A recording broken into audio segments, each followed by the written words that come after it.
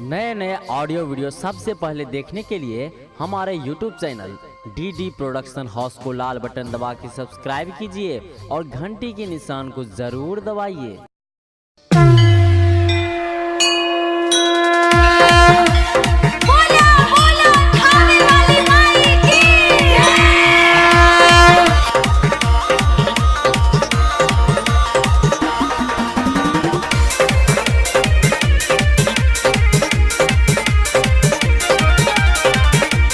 presented by DD Production House, Sakri। एथिन मैया मिथिला तो भजे कई कल्याणियो, एथिन मैया मिथिला तो भजे कई कल्याणियो। आई घर घर करियो ठाइयो मैया के परतई पाइयो। आई घर घर करियो ठाइयो मैया के परतई पाइयो।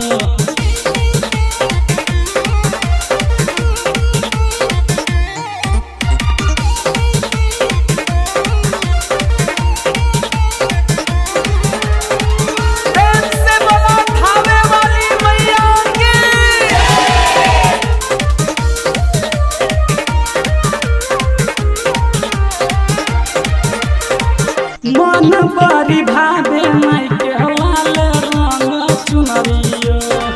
सिंह पर सवार माई लागे हमर सुनरियो।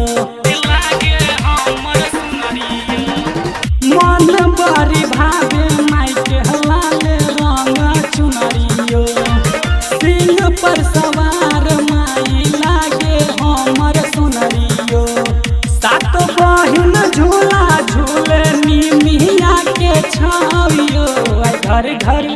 आई घर घर करियो ठाइयो मैया के परतई पाइयो।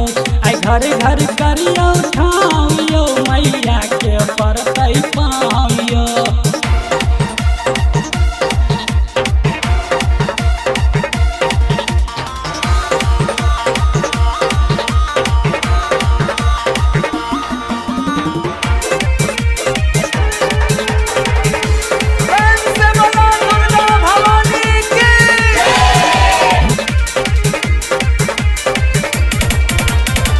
अपन बेटा के माई करै छै दुलारियो। बेटा भागा के सुनाथिन पुकारियो। अपन बेटा के माई करै छै दुलारियो। बेटा भागा के सुनाथिन पुकारियो। घनश्याम बेटा बदले माई के अपन दाम यो। आई घर घर करियो ठाइयो मैया के परतई पाइयो। आई घर घर करियो ठाइयो मैया के परतई पाइयो। Presented by DD Production House, Sakri।